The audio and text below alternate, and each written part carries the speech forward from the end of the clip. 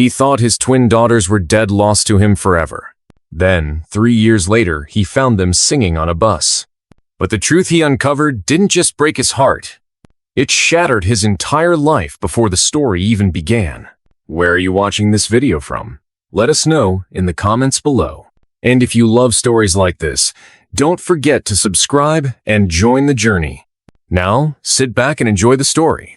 I hadn't eaten in 2 days, maybe 3. Hard to tell when your stomach stopped growling and started gnawing. The cold made it worse, made me slower, made the world feel sharp around the edges. Every tree branch looked like a claw. Every gust of wind felt like a warning. I was crouched behind a cottonwood tree that leaned like it didn't want to stand either. Below me, the river roared with the kind of anger only spring melt could bring. It was wide, swollen with ice-fed fury, dark with dirt, and fast enough to carry a full-grown mule to its grave. I knew because I saw it happen the day before. That river didn't care what you were carrying. It didn't care if you were hungry or tired or just trying to get somewhere. And it sure as hell didn't care if you were a boy who had nothing but a torn coat and a pocket knife with a cracked handle. I was heading toward a trading post I wasn't even sure still stood. Rumor had it 2 days west by foot if your legs didn't give out and your luck held. Mine hadn't held for a while now. I was hoping maybe someone there would give me work, or at least a crust of bread. I wasn't above begging anymore. Hunger will strip pride faster than fire strips flesh. That's when I saw him. At first, I thought it was a stump in the water. Something gnarled and broken that the river hadn't managed to drag down yet. Then it moved. Slowly, like something half dead. A shape standing waist deep in the current, leaning hard on a walking stick that bent like a sapling in wind. I squinted through the glare. He was old. That much was clear even from a distance. Skin the color of wet stone, hair in thin gray ropes, eyes fixed on the far bank like he could will himself across. I knew better than to get involved. Tribal matters weren't mine, especially not out here where lines were blurred and loyalties were sharp as flint. The tribes kept to themselves, mostly. But I'd heard stories, outsiders going missing, settlers warned to stay away from sacred ground.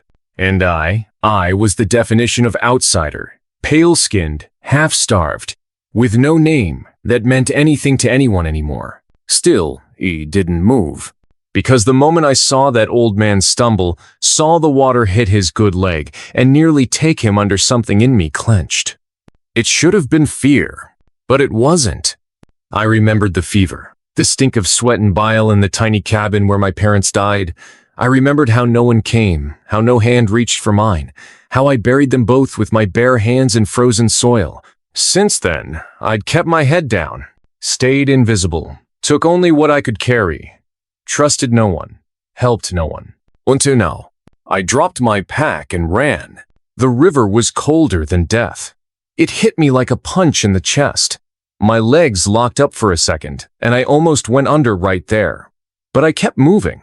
The old man had lost his stick, snapped clean in two, and now he was flailing, slipping, trying to claw his way forward against a current that didn't care if he was elder or enemy. I reached him just as his feet slid out from under him. He was heavier than he looked. Bone and leather, wrapped in soaked hide and silence. I got under his arm, braced my feet, and leaned into the current like I was trying to push the whole damn river upstream. He didn't speak. Didn't curse or cry out, just gripped my shoulder and leaned, step by step, until we hit the far bank and collapsed like stones. For a long time, we just lay there, the world spinning and shivering around us. Then he turned and looked at me. Really looked. There was something strange in his eyes. Not confusion, not suspicion, something deeper. Recognition. "You have your mother's eyes," he said. Just like that. No name, no question, just a sentence that hit me like a hammer to the chest. I don't know how long I sat there, blinking like an idiot, trying to make sense of it. He didn't explain, just reached into a pouch and pressed something into my palm. Warm, smooth. I closed my fingers around it without looking. "Go back to where you're staying," he said. "They'll come before dawn." And then Without another word, he turned and vanished into the trees. I should have left it there. Should have walked away, found a dry patch of earth, and waited out the chill. But I couldn't. My heart was pounding in ways I didn't understand, and my palm was burning with whatever he'd given me. It was a carved stone, turquoise, small, polished, and etched with a symbol I'd seen before, a river between two trees. My mother wore a pendant just like it, every day, until the night she died. He didn't sleep. I sat by my fireless shelter, hidden under hanging branches, listening for riders, watching shadows dance across the rocks. The stone sat in my palm like it weighed 100 pounds. I thought about throwing it away, but he didn't. Because for the first time in 2 years, something was happening that I couldn't explain. Something that felt like it mattered. And part of me, some stubborn, starved part, wanted to know why. The forest never slept, not really. Even on still nights like that one, when the wind held its breath and the stars blinked down like half-lidded eyes, there was always a rustle, a creak, a sigh. I was used to it by then. But what I wasn't used to was the sound of hoofbeats in the dark. They came just before dawn, not in a rush. Not charging like raiders or bounty hunters. No, these riders moved like they owned the night, deliberate, silent, their mounts picking steps through the undergrowth without so much as a snort. I heard them before I saw them, felt them in the way the forest shifted, like it was making room for something old. I slid deeper into the brush, hand closing tight around the knife on my belt. It was dull and chipped, more a relic than a weapon, but it was all I had. My other hand still held the turquoise stone, slick, now with sweat. It hadn't left my palm since the old man pressed it there. Couldn't, somehow. Felt like letting it go would break something inside me. 3 riders came into view, all cloaked in furs and feathers that swayed with the motion of their horses. No torches, no lanterns, but they didn't need them. The moon lit their faces in flashes, painted with white and crimson, their eyes sharp and unblinking. Then one of them spoke. Caleb Rivers. My name, clear as water and just as cold. They didn't ask, didn't hesitate, just said it like they'd known it all along. I should have run. Should have vanished into the trees like I'd done 100 times before, but something kept me still. Maybe it was exhaustion, maybe it was fate, maybe I was just tired of hiding. So I stood. Branches cracked beneath me as I stepped out. The lead rider dismounted, slowly, like she'd expected me to show myself the whole time. Her face was weathered but proud, streaked with lines that hadn't come from age alone. She had eagle feathers braided into her hair and a silver amulet around her neck that caught the moonlight. She raised a hand not in threat, but in peace. I am Takakota, she said, daughter of Chief Running Bear. The man you pulled from the river is our elder. His name is Ayana, and he says you've come home. The word caught me off guard. Home. I didn't have one. Not anymore. I didn't answer, didn't lower my knife. But I didn't run either. Takakota studied me like I was a page in a story she'd read before. He gave you something, she said, a stone. I opened my hand. She nodded once, then turned to the others and gave a short whistle. They moved aside, making room on the horse behind her. Come, he's waiting. I should have asked more questions, should have demanded answers, or refused outright. But the truth is, I wanted to go. I wanted to know why these strangers knew my name, why the old man had spoken of my mother, and why the weight in my pocket felt heavier with each passing hour. So I climbed on. The ride was long and silent. We moved like ghosts through the forest, following a path that wasn't marked by trail or sign, but known in the bones of those who rode it. I didn't speak, neither did they, but the air around us thrummed with something ancient. Eventually, we passed through a narrow gulch where the trees grew thick and the rocks rose high on either side. The moment we crossed through, everything changed. The world opened into a hidden valley, lit faintly by dawn's earliest breath. I'd never seen a place so tucked away, so completely forgotten by time. Dozens of lodges dotted the space teepees and wooden huts, all arranged around a central fire that burned steady, even in the stillness. People moved quietly between the shadows, some carrying water, others tending to the flames. And all of them stopped when they saw me, not with suspicion, with recognition. I was led to the largest lodge, its door covered in thick hides, the inside glowing with firelight. There, sitting cross-legged near the hearth, was Ayana. He looked better, drier, wrapped in layers, his leg bandaged, his eyes still sharp. "Sit, young Rivers," he said. He didn't. I stood just inside the door, unsure if I'd made a mistake. "You knew my mother," I said. It wasn't a question. Ayana nodded. Sarah Whispering Wind. That was her name before the world took it from her. I stared. My mother never mentioned any of this, never said anything about being part of a tribe, about having a name that didn't belong to the settlers. All I knew was that she came from Ohio, married my father, and moved west to start a new life. "That's not true," I said quietly. "She was taken as a child," Ayana said. "We searched for her for years, but the trail went cold. When word reached us of a woman named Sarah Rivers who passed away 2 winters ago, we sent scouts to see if it could be her. They found you." I swallowed hard. The ground beneath me felt unsteady. "She taught you to track," he said, "to move silently, to heal with plants. Skills no settler child learns." He was right. She did. But I never thought much of it. Just something she picked up in books or from neighbors. I never asked. She never offered. Ayana leaned forward and pulled something from a pouch near the fire. My breath caught. It was her pendant. The real one.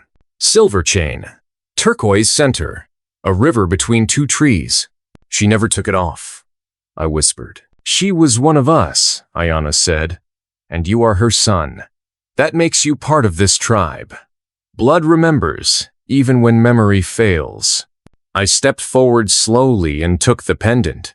It was warm, too warm, like it had been waiting for me. Ayana watched me with something like sorrow in his eyes. "There is more," he said. "More than your mother's past. More than your blood. The men who caused your parents' deaths, they're still searching. They want what your family died protecting." I looked up sharply. "They died of illness." "No," Takakota said, stepping forward. "That's what the doctor told you. But he was paid to say so. He's been looking for something your family guarded." "What?" Ayana opened a wooden box and unwrapped a piece of leather. Inside was a map, not one I'd ever seen before. No towns, no railroads, just rivers, mountains, symbols that meant nothing to me, until I saw the X. "Right in the heart of this valley. Your great-grandfather was the last keeper of this knowledge," Ayana said. "A hidden valley, said to hold the largest silver deposit ever discovered. But it was never about silver." He tapped the map. It was about water. My mind reeled. 3 major rivers begin here, Takakota said. "Control the source, and you control life for every town, every homestead downstream. Your mother's family protected it for generations. Your mother died to protect it. Now it's your turn." The lodge fell silent. The fire cracked. The pendant in my hand felt heavier than ever. "I'm not a warrior," I said. "No," Ayana said. "But you are a river. And rivers carve canyons over time. With patience, with purpose." Outside, a wind stirred. The sun had fully broken the horizon. And deep in the trees beyond the valley's edge, something darker stirred with it. Because the ones who caused your parents' deaths were on their way. And they weren't coming for silver. They were coming for you. I didn't sleep that night. Even after Ayana's fire died low and the others left me alone in the lodge, I just sat there, pendant in one hand, stone in the other, my mind circling the same questions over and over, like a bird wheeling above something dying. I was tired, bone tired, but something deeper kept me awake.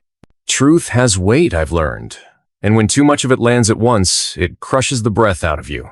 They said my mother was taken, raised by settlers, that her name had been Whispering Wind, not Sarah, that her blood carried a duty older than any homestead or bell. I didn't know what to believe. All I knew was that the woman who raised me had always looked over her shoulder, always moved when people got too curious. She taught me how to pack in under 10 minutes, how to live without needing anyone. and how to run when the time came. And now I wondered if she'd spent her whole life avoiding people like that doctor. That name burned in my chest like a coal. The doctor. I remembered his hands, his voice smooth but cold. He came to our town once a month, brought supplies, took notes on every settler. He always smiled, but it never reached his eyes. And now, they said he'd lied about my parents' death, that he'd caused it for something buried in the bones of this valley. I stepped outside when the first morning light slid across the peaks. Mist clung to the earth like a second skin. The air smelled of pine, smoke, and wet stone. And something else. The smell of conflict. Takakota stood near the edge of the central fire pit, sharpening a blade as others packed supplies into weathered saddlebags. A scout returned from the tree line, breathless. "They're moving faster," he said. 6 riders. 1 wagon. They'll reach the outer ridge by nightfall. My stomach twisted. I didn't ask who they were, I already knew. Takakota turned to me. "We'll be gone before they arrive. We have places deeper in the mountains, caves, paths they won't find." I frowned. "You're leaving?" She met my eyes, her expression unreadable. "We're surviving." I didn't like it. Not because I thought she was wrong, but because it made sense. Too much sense. Running is easy when you're good at it. It gives the illusion of control, but all it really does is buy you time. "What about the map?" I asked. Ayana stepped out from his lodge, leaning heavily on a cane made from twisted aspen wood. "You saw it," he said. "That makes you the keeper now." "I don't know what any of it means." "You will." That was all he offered. No guidance, no comforting words, just certainty. By midday, the camp had been cleared. The valley was stripped to the bones, fires doused, footprints brushed out, lodges taken down or burned to erase evidence. Only the central fire remained, still flickering like a heartbeat. I stood over the ashes of where my mother's pendant had fallen earlier, burned into the dirt like a brand.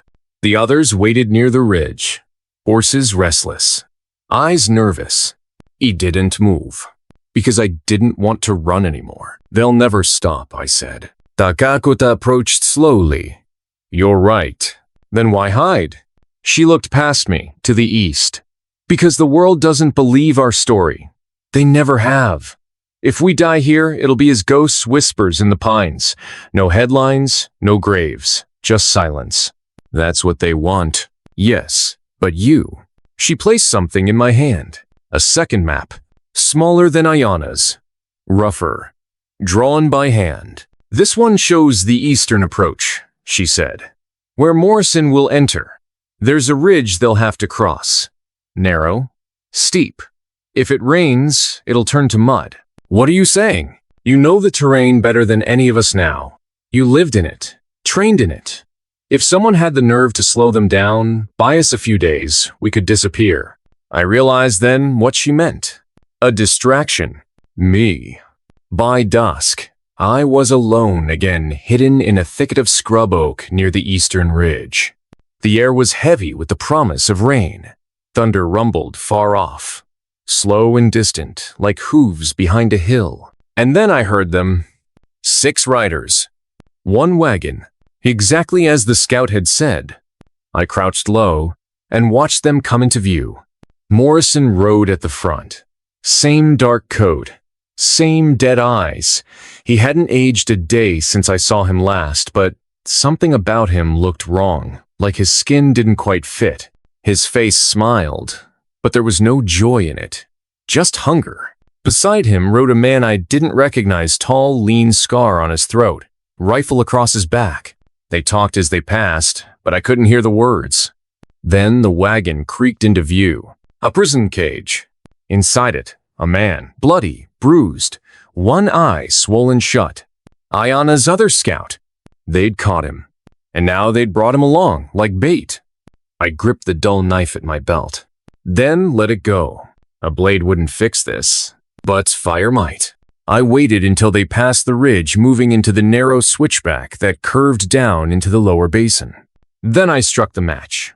The dry grass caught instantly, flames climbing fast with the wind. Within seconds, the path behind them was ablaze. They stopped, shouting. One man dismounted. Another aimed blindly into the trees. But I was already moving down the slope, around the basin, toward the wagon. Heart pounding. Breath rough. I reached the rear of it as confusion scattered the riders. The lock was simple. One hit with a rock. The prisoner slumped into my arms, whispering something I couldn't make out. Blood ran from his temple, his wrists were torn, but he was alive. And we were moving. I led him toward the creek bed, down through the brush, away from the fire. Behind us, shots rang out. Someone saw us. Too late. I threw myself into the water, dragging the man with me, letting the current sweep us north. The sky cracked above. Rain came in sheets. The fire hissed, and the riders were forced to fall back. We didn't stop until the stars came out. Didn't speak. Didn't breathe easy. But we lived. By morning, we reached the second valley. Smaller, deeper, hidden behind a rock slide that hadn't been cleared in decades. Takakota met us there. Her eyes widened when she saw the prisoner. She nodded once, but said nothing. We all understood what it meant. War wasn't coming. It had already begun. They called it the Cold Hollow. A pocket of land the world forgot. Shielded by landslides, shadowed by cliffs, and so quiet you could hear the trees breathe. That's where we hid after the fire. They posted scouts at both ridgelines, only moved at dawn or dusk, no fires, no talking loud. Every step we took was wrapped in silence. I'd never known quiet like that before. The kind that presses against your skin until it feels like your own bones are whispering. The wounded man I'd pulled from the wagon, his name was Mika, hadn't spoken much since we dragged him into the hollow. His face was badly swollen, his shoulder out of socket. But something behind his eyes was still sharp. Watching. Processing. He'd been a scout. One of Ayana's best. And when they took him, they hadn't wanted him dead. They wanted him broken. But he didn't break. That scared me more than anything, because it meant Morrison was done asking questions. He was just trying to erase answers. 3 days passed. Each night, I dreamt of the same thing. A woman in white robes, standing in the middle of a river, arms outstretched. Her hair drifted on the water like reeds. Her face was painted, but I recognized her. My mother. Not the version I'd grown up with, but the one they spoke of in the stories. Whispering Wind. A girl born of snowmelt and stone. She didn't speak in the dreams, but she looked at me like I was supposed to understand something I'd forgotten. Each time I woke up breathless. The pendant still hung around my neck, and every night it glowed faintly like it knew more than I did. On the fourth morning, Ayana called me aside. He walked slower than before, the fire in his limbs fading. His voice came out like cracked wood. "You've seen her," he said without turning. I didn't answer. "You'll see more. She only comes to those standing between what was and what will be." "You mean prophecy?" I asked. He shook his head. "I mean consequence." We reached a small cave etched into the canyon wall. Inside, he brushed dust from the ground, revealing more symbols like the ones I'd seen on the stone disc. He pointed at one shaped like a broken tree. "This was carved the day the river shifted course," he said. "The day the first betrayal happened. Our ancestors warned us this valley would split not from earthquakes or war, but from within." He turned to me. "You carry both halves, Caleb. Your blood belongs to two lines that were never meant to meet. That's why the dreams come. That's why the pendant chose you." I stepped back. "I didn't choose any of this," I said. "No," he agreed. "But it's choosing you. Every moment you hesitate, something ancient wakes." That night, the rain returned. It came sudden, like something in the sky had broken open. The scouts came running. Someone had breached the outer pass. Not soldiers. Not Morrison. One of ours. Takakota. She'd vanished in the night. Left no sign. No prints. No gear missing. But Mika was gone too. His bindings were cut clean. No struggle, no blood. Just gone. And in his place, buried where he'd been sleeping, was the stone disc. The same one Ayana had shown me. Only now it was cracked, splintered down the center like something inside had burst free. Panic spread through the hollow like a sickness. Some wanted to follow, others wanted to hide deeper. But Ayana did neither. Instead, he walked to the center of the camp and dropped a single white feather into the fire. The flames turned blue, and every face went still. Even the wind stopped. Then he spoke. In 2 nights, the moon will blacken. On that night, we returned to the basin. We finished this, with or without her. Murmurs followed, uncertain and low. I stood frozen, trying to understand. She betrayed us, someone hissed. She took him to Morrison. No, another said. She took him away from Morrison. She's protecting him. But Ayana silenced them all with a single look. She chose a path, and so must we. I stayed silent, because deep down I didn't know what I believed. All I knew was that something had shifted in the air, like the earth was holding its breath. That evening, I left camp and returned to the cave. I traced the symbols again, this time slower. The broken tree, the circle of stones, and one I hadn't noticed before, 2 eyes, one light and one dark, staring from inside a mountain. As I looked at it, the pendant around my neck pulsed, just once, and then I heard it. A voice, not in the cave, not in my ears, but inside my chest. You are not the last. You are the hinge. I fell back, heart pounding. The voice was neither male nor female, neither young nor old. It was like the sound of thunder remembering how to cry. And then it was gone. But something inside me had changed. I knew it then. This wasn't just about land. It wasn't just about heritage or truth or survival. Something older than all of us was waking. And I was the fuse. When I returned to camp, Ayana was waiting. He didn't speak. He just handed me something wrapped in deer hide. I unwrapped it. A blade, carved from riverstone, bound in woven leather. This was hers, he said. Your mother. The night she vanished, she left it behind. I held it, and for a moment, I swear I felt her hand in mine. Ayana nodded once, then turned away. Prepare yourself. The moon will not wait. And so we readied ourselves for war, not with guns or horses, but with fire, symbols, and silence. Because this war wasn't just one of flesh, it was spirit. And I was beginning to understand just how far Morrison would go to silence it forever. The basin was nothing like I'd imagined. I'd pictured it as some quiet place, a secret hideaway where the tribe kept their stories safe. The kind of place that might welcome me with open arms. But when we crested the last ridge and the valley opened before us, it was a world alive and restless, a breathing thing with secrets buried in its bones. The air was thick with damp earth and wild sage. The scent of smoke curled from dozens of small fires scattered around a ring of towering pines. Teepees stood clustered in tight circles, their painted canvas rippling in the cool morning breeze.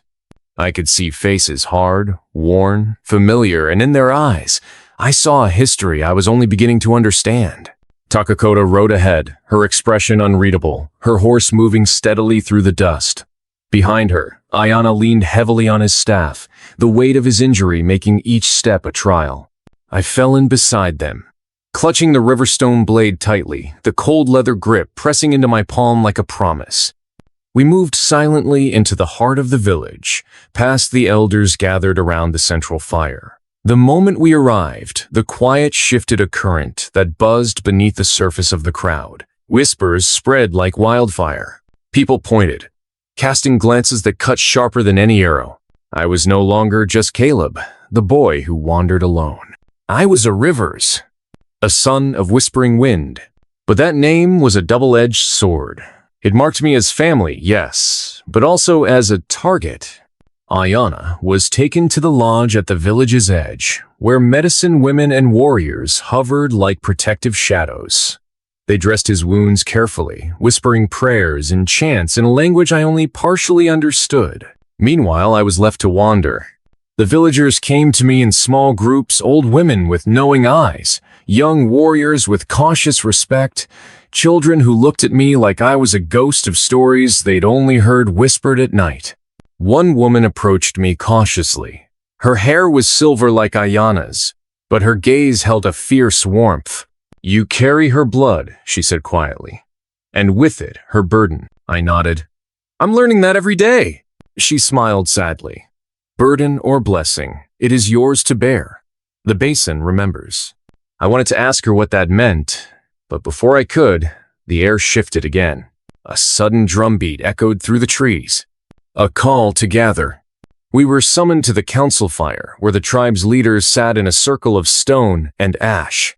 Takakota stood by Ayana's side, her jaw tight but her eyes softer than I'd seen before. Morrison's shadow loomed large even here. I learned quickly that he hadn't given up.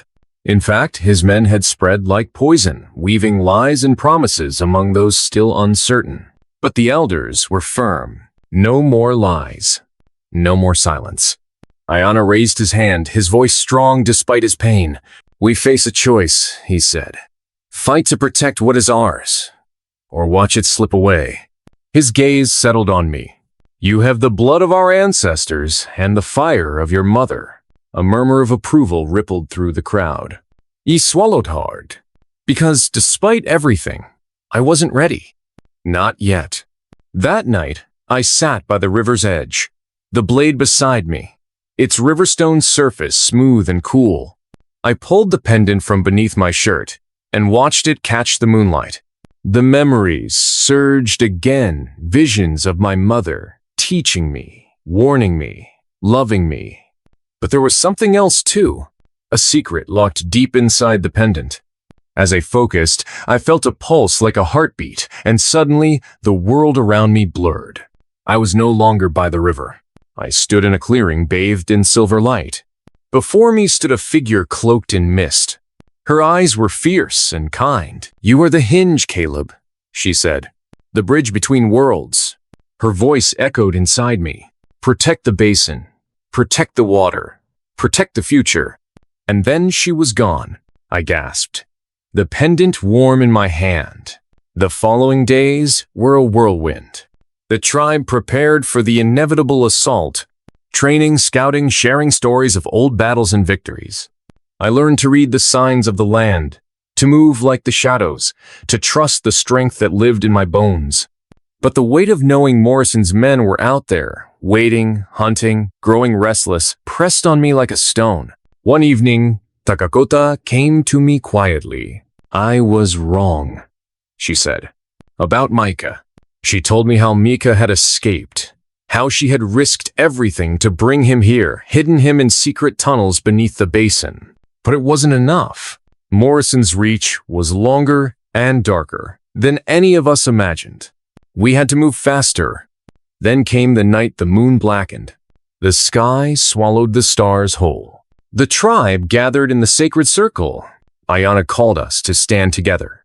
The air was electric, alive with the hum of ancient power. Morrison's men closed in. Gunshots cracked the night. But we were ready. With blade and bow, with fire and spirit, we fought. The battle was fierce, and the basin's breath held us steady. When dawn broke, silence fell. Morrison's shadow was broken, but the cost was high. Ayana lay still, the life fading from his eyes. Takakota knelt beside him, tears carving clean lines down her dusted face. He felt a shift inside me. The weight of all we'd lost, and the hope of all we'd saved. The pendant pulsed once more, and I knew this was only the beginning. The dawn after the battle came slow and heavy, like a breath held too long. The basin lay quiet beneath a pale sun, washed in a light that felt almost holy after the violence of the night. But the stillness wasn't peace. It was the calm before something larger, something inevitable. I sat by Ayana's side, watching the life slip from the elder's eyes like water draining from a cracked vessel. The old man had been more than a leader. He was the last living link to a world I'd barely understood. Now, as his breaths grew shallow, the weight of that loss pressed down on my chest with a force I couldn't fight. Takakota, kneeling beside him, held his hand with a grip that was fierce but tender, a warrior's farewell to a father she had lost long ago. She glanced at me, her eyes shadowed with grief but also with an unspoken command. The mantle was passing. The fight wasn't over, and the future was mine to hold. I swallowed hard, feeling the jagged edge of responsibility slicing through my soul. The tribe gathered for the funeral rites, a ceremony wrapped in solemn chants and the scent of sage smoke. Faces I had come to know in the last few weeks looked at me with a mixture of mourning and hope, as if in me they could see the spirit of Ayana reborn. That night, as the stars blinked awake above the canyon walls, I found myself alone with the pendant, the last tangible link to my mother, Sarah Whispering Wind. Holding it in my hands, I felt the pulse again, steady and sure, like a heartbeat against my skin. I whispered into the dark, "What do you want me to do?" No answer came, but the warmth spread through me like a promise. I was no longer just a boy who helped a man in a river. I was a guardian now, of the basin, of its secrets, of its future. The days that followed were a blur of preparation and learning. Takakota became my guide and my teacher, relentless in her training but patient enough to let me find my own strength. She taught me how to track a whisper on the wind, how to read the subtle shifts in the trees, and how to move silently through the shadows that hugged the valley floor. But the lessons that cut deepest were the ones about the land itself, the water that flowed through hidden veins beneath the earth, the sacred springs that fed the rivers, and the delicate balance that kept everything alive. "This," she said one evening, her voice low and steady, "is why your family fought and died. Not for gold or silver, but for water life itself." It was a truth that settled heavy on my heart. The basin was more than home. It was lifeblood, and those who sought to control it would stop at nothing. Then came word from the scouts. Morrison's men were regrouping. Reinforcements had arrived, better armed, more ruthless. They intended to take the basin by force. The news spread like wildfire. Fear crackled through the camp, but so did a fierce determination. We would not let the legacy of my family be erased. We would stand and fight. One night, beneath a sky cracked open with stars, I sat by the riverbank, watching the water flow steady and sure, oblivious to the human battles that churned above it. Takakota joined me, settling beside me on the cool earth. "Do you understand now?" she asked quietly. I nodded. "More than ever."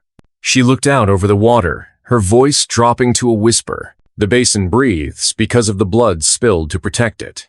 Her eyes found mine.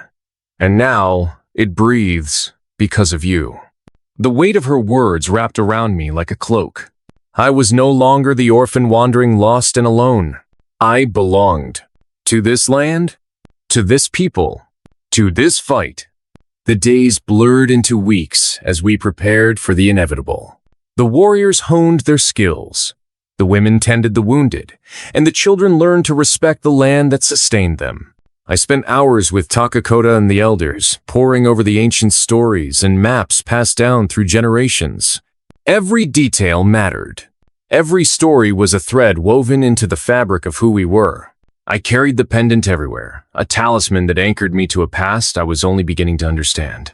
The final night before the attack arrived with a cold wind that bit through the camp.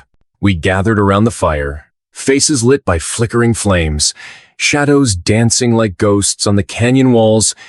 Ayana's words echoed in my mind, even though he was gone. Protect the basin, protect the water, protect the future.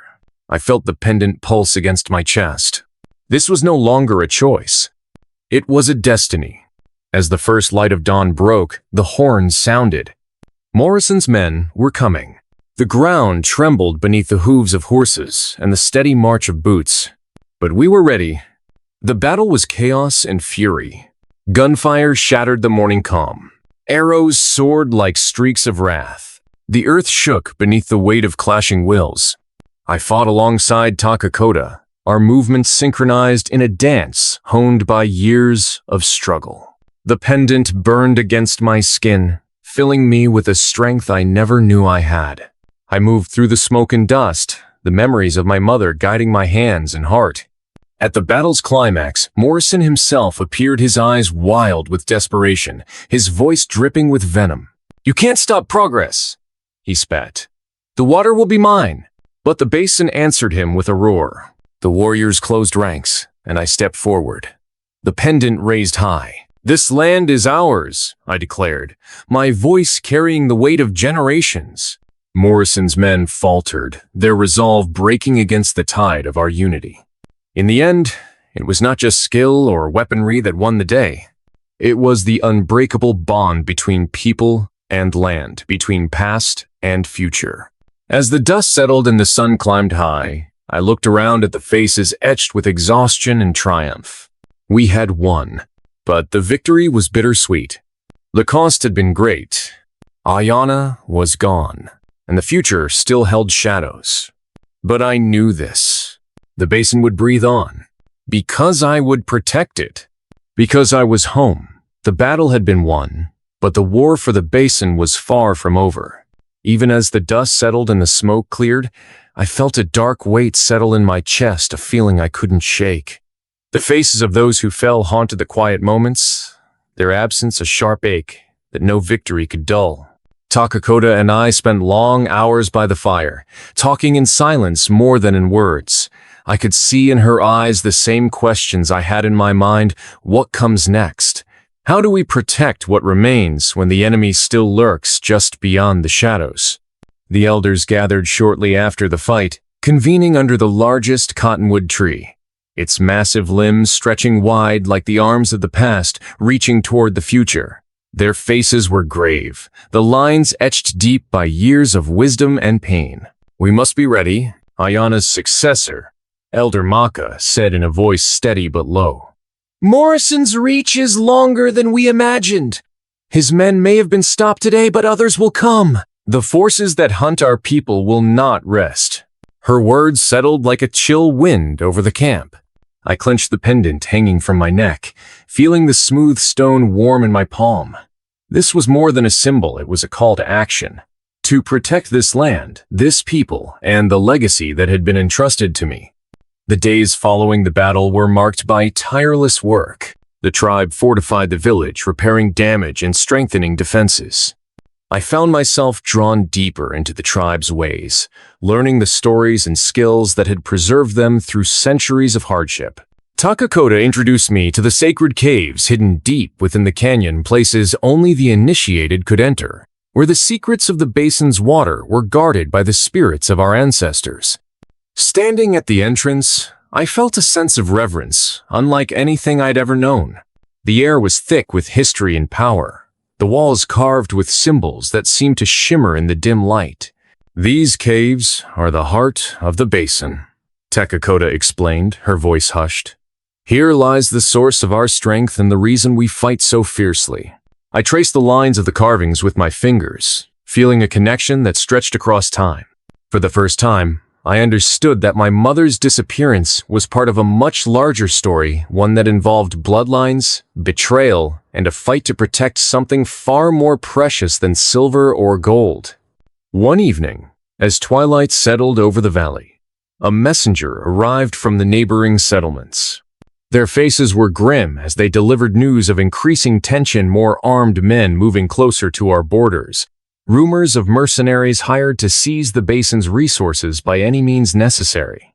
Morrison's reach was indeed vast, and his thirst for control relentless. But what struck me most was the message from the tribal council, an urgent call for unity among the neighboring tribes. Our strength lay not just in the basin, but in the alliance of those who shared our history and our blood. I realized then that my fight was no longer isolated. I was part of something much larger, a legacy that spanned generations and connected me to a past I was only beginning to unravel. That night, I sat by the fire, the pendant resting heavy against my chest. Memories surfaced unbidden, my mother's soft voice teaching me to read the stars, her hand guiding mine as I traced the symbols she had drawn before the flames consumed our cabin. Her dreams, her hopes, all etched into the fragile papers I had carried for so long. I wondered what she would say if she were here now. Would she be proud of the boy who had survived so much? Or would she warn me of the dangers still lurking in the shadows? The night deepened, and the sounds of the camp quieted, but sleep eluded me. Instead, I found myself staring at the sky, searching for answers in the constellations that had guided my ancestors. Days later, a new visitor arrived, a messenger from the territorial marshal, James Whitehorse. His presence brought a mixture of relief and tension. He was a man of law and honor, but also a reminder that the outside world was watching, and sometimes interfering. Whitehorse brought with him news that the federal government was beginning to take interest in the basin and its disputed water rights. He warned that Morrison's influence was not just local, but stretched through the corridors of power in distant cities. "It's a tangled web," he said grimly, "but the truth is on your side." His words brought some comfort, but also underscored the precariousness of our situation. The fight for the basin would be as much in courtrooms and councils as on the battlefield. In the following weeks, I worked alongside Takakota and the tribal elders to prepare for both. We gathered testimonies, collected evidence, and sought alliances with other tribes and sympathetic settlers. The deeper I delved, the more I realized how much my mother had sacrificed to protect this legacy. Her silence about her past was no accident. It was a shield, a way to keep me safe from enemies who wanted to erase everything we stood for. But now, I was ready to step out of that shadow. I was ready to claim the legacy that was mine. One evening, as the sun dipped behind the canyon rim, Takakota took me to a hidden grove deep in the valley. The air was thick with the scent of cedar and wild sage. She handed me a bundle wrapped in soft leather. Inside were clothes unlike any I had ever seen, hand-stitched, adorned with beads and symbols that mirrored the carvings in the caves. "These were made for you when you were born," she said softly. "A gift from our ancestors, waiting for the one who would come home." I ran my fingers over the intricate beadwork, feeling a surge of pride and belonging. For the first time, I didn't feel like an outsider. I felt like the son of the basin. But peace was fleeting. News came that Morrison had not given up. He was gathering men again, hiring mercenaries from across the territories, determined to claim the basin at any cost. We prepared for what would surely be the final confrontation. The tribe stood united, warriors ready to defend our land, and I stood among them, the weight of my heritage settling firmly on my shoulders. This was no longer just about survival. It was about justice, about honoring those who had come before me, and about protecting the future. The night before the battle, I walked alone to the river's edge. The water flowed steady and strong, its surface reflecting the stars above. I knelt and dipped my hand into the cold current, feeling the life force of the basin coursing through it. I made a promise then to protect this place, no matter the cost. To fight for the water that gave life to everything here. To carry the legacy of my mother, my family, and my tribe forward. As dawn broke, the valley erupted into battle once more.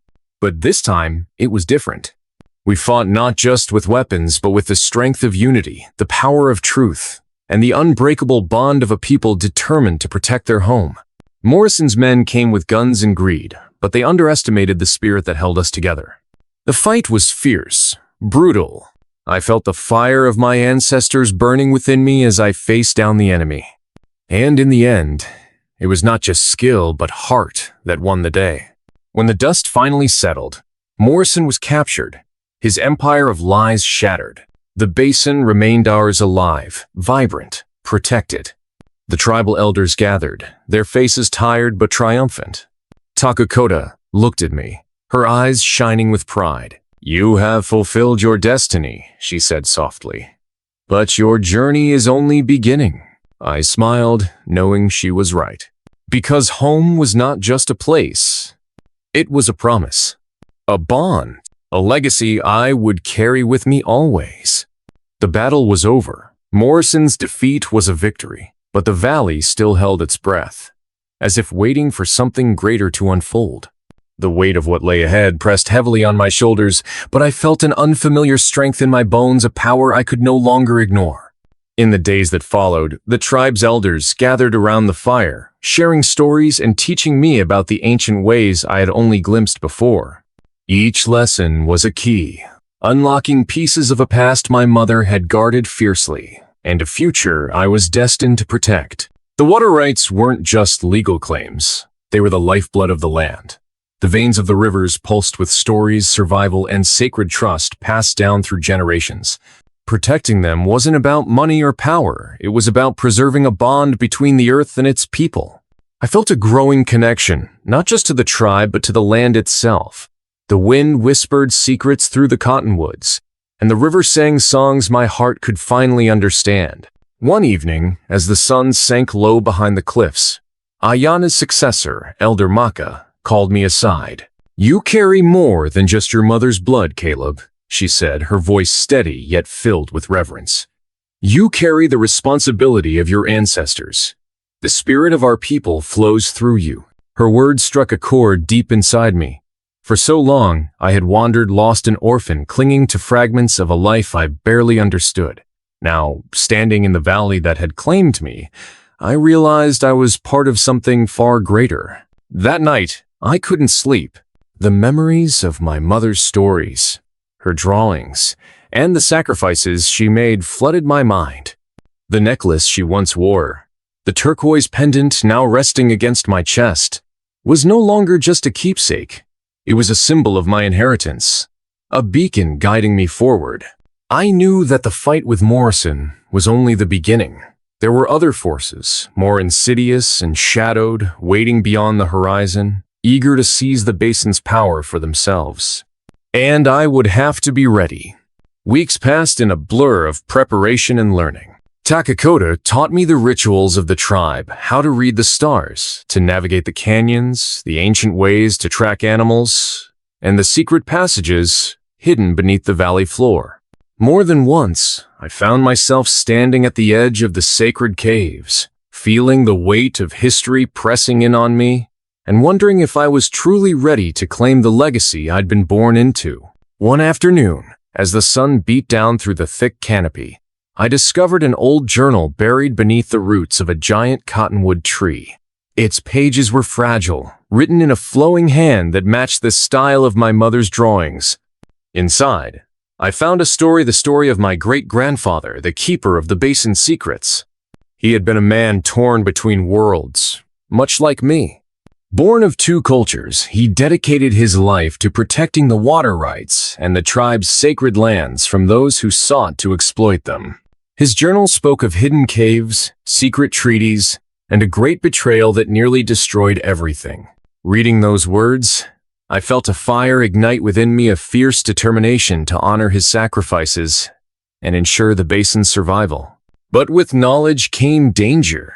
One evening, as twilight faded into night, a scout rushed into the village, breathless and wide-eyed. "Strangers approaching," he warned. "Heavily armed, moving fast. Not Morrison's men, but something worse." The tribe's warriors sprang into action, their faces grim but resolute. I stood among them, clutching the journal, my heart pounding. We were no longer just defending land, we were fighting for the future of everything we held dear. The next days were a tense blur.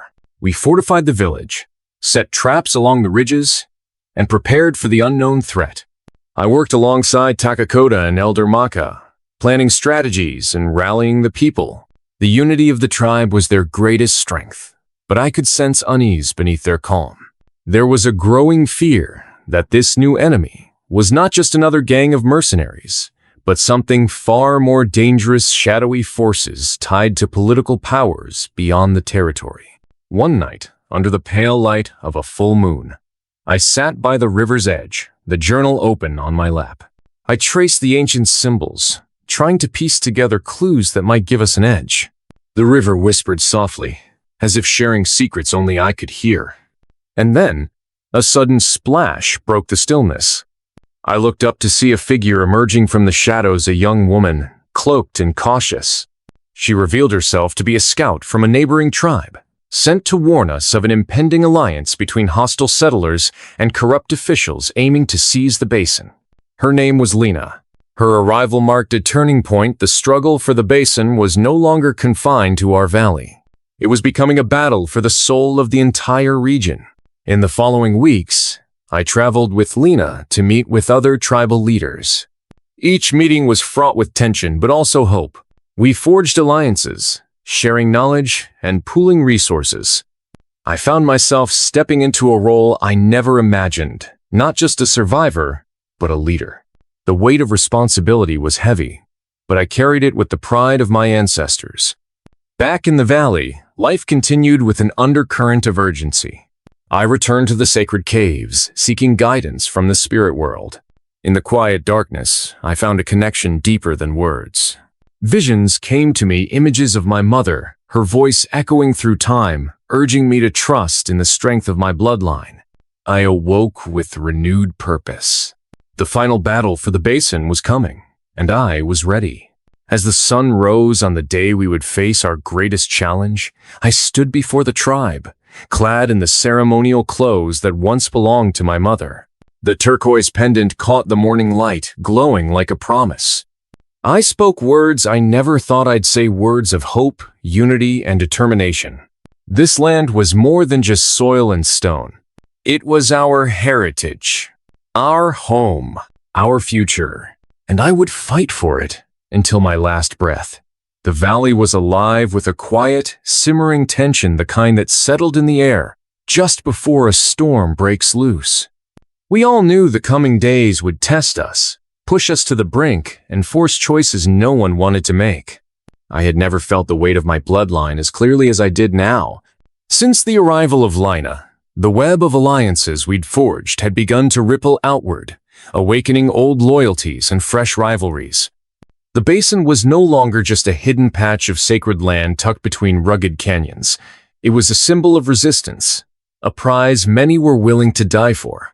In the heart of the village, I stood beneath the giant cottonwood tree, the same tree where I had first found my mother's journal. Around me, faces etched with determination, fear, and hope turned toward me. Takakota stood nearby, her eyes fierce yet full of trust. Elder Maka's hands rested on my shoulders, steady and reassuring. The ceremonial clothes I wore felt heavier than leather and beads. They were a mantle of history, sacrifice, and future promise. I was no longer just Caleb Rivers, the orphan boy. I was the heir to a legacy older than the land itself. That night, as the firelight flickered against the canyon walls, I called the council together, representatives from every allied tribe, warriors and elders, men and women bound by a common cause. Maps sprawled before us, marked with rivers, ridges, and the hidden paths we had discovered over months of preparation. Our scouts reported sightings of armed groups approaching, more organized and better equipped than Morrison's mercenaries. This was no longer a scattered band of opportunists. It was a coordinated strike backed by corrupt powers in the distant cities. They sought control over the basin's water control that meant life or death for thousands downstream. I looked around the circle, meeting the eyes of those who had entrusted me with their hopes. Their courage was palpable, their faith in me humbling. I laid out our plan, a defensive strategy combining ancient knowledge of the land with the tactical acumen we'd gained through recent battles. The fight would be brutal, but it was necessary. There was no turning back. In the days that followed, every moment was consumed by preparation. We fortified the village's natural defenses, setting traps in the narrow canyons and patrolling the riverbanks. I spent hours training with Takakota, learning to wield the tomahawk and bow not just as weapons, but as extensions of my will. Every lesson deepened my connection to this land and the people who had become my family. But beneath the surface, the fear simmered. The memory of my mother's last days haunted me, the fever, the betrayal, the unanswered questions. I had to believe that her sacrifice was not in vain, that I could finish what she had started. Then came the night the storm broke. A howling wind tore through the valley, whipping dust and leaves into a frenzy. From the shadows, the enemy arrived, a tide of men armed with rifles, explosives, and dark intentions. Gunfire shattered the night. The village exploded into chaos. Warriors cried battle cries, arrows sang through the smoke, and I found myself in the thick of it, heart pounding, adrenaline flooding my veins. Amidst the clash, I caught sight of Morrison's old lieutenant leading a squad toward the sacred caves. If they breached those caves, everything would be lost. I charged forward, fighting through the smoke and screams. Takakota was by my side, her eyes blazing with fierce determination. Together we pushed back the invaders, forcing them into retreat. But the battle was far from over. As dawn broke over a scarred valley, the cost of victory was clear. We had held the basin, but at a price. Many warriors lay wounded or gone. The village bore the scars of war, and the enemy had retreated for now. In the aftermath, I stood before the tribe, my body aching but my spirit unbroken. The turquoise pendant against my chest was a constant reminder of my mother, of the legacy I carried, and the fight that still lay ahead. I knew that this was only the beginning. The true war for the basin's soul was yet to come. That evening, I found myself alone by the river, the cool water washing over my hands as I tried to quiet my racing thoughts. The memory of my mother's voice echoed in my mind, a whisper carried on the wind. She had told me once, "The greatest strength is not in power or weapons, but in the heart that refuses to yield." For the first time, I understood what she had meant. This land was more than territory. It was hope. It was home. It was family. And I was its guardian. The next days were a blur of healing, rebuilding, and renewed resolve. Word spread of our victory, inspiring other tribes and allies to join our cause. I felt a surge of pride, knowing that my mother's dream was alive, carried forward by those who refused to surrender. But as I prepared to lead the tribe into a new era, a shadow loomed on the horizon. A message arrived, carried by a scout breathless and shaken. It spoke of a powerful new enemy, a corporate titan, whose reach extended beyond the territory, armed with technology and mercenaries unlike anything we'd faced. They wanted the basin's water for profit, no matter the cost. The final battle was coming. And this time, I would not fight alone. Standing at the edge of the sacred caves, I held my mother's pendant close. The wind whispered through the canyon, carrying the voices of ancestors past. I was ready. For the tribe, for the basin, for the legacy that had chosen me. The story was far from over, but I was no longer just a boy. I was a protector, a warrior, and above all, I was home. The morning sun rose slow and red, casting long shadows across the valley floor as if the land itself held its breath, waiting for what was to come. This was the day I had been preparing for, the moment when everything I had learned, every scar earned, every bond forged, would be tested to its fullest.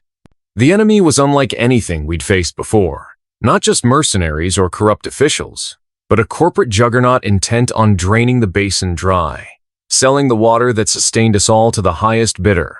Their machines could tear through earth and their weapons were cold and merciless. But we had something they didn't: heart, history, a will that no amount of money or power could break. As I stood atop the ridge overlooking the valley, the turquoise pendant heavy against my chest, I remembered my mother's voice whispering in my dreams a promise that the land would fight alongside those who truly belonged. The warriors gathered beneath me were no longer just my tribe.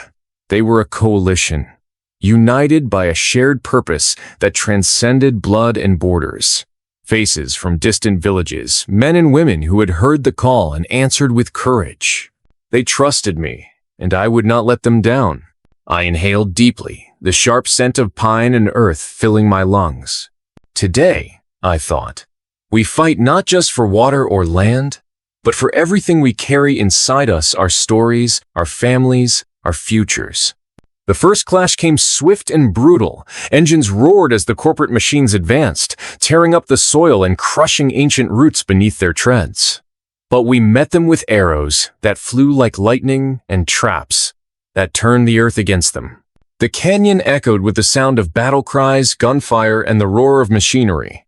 In the midst of the chaos, I fought like a man possessed, Every strike, every step was fueled by the faces I'd come to love. Takakota's steady presence at my side, Elder Maka's wise commands, the children who played beneath the trees we fought to protect. But the true turning point came when the corporate leader himself appeared, a man dressed not in armor, but in cold suits and arrogance, who believed money could buy the world. He sneered when he saw me, a boy who had risen from nothing to become the tribe's beacon. "You think you can stop progress?" he spat. "Your legacy is just a story. This land belongs to those who control it."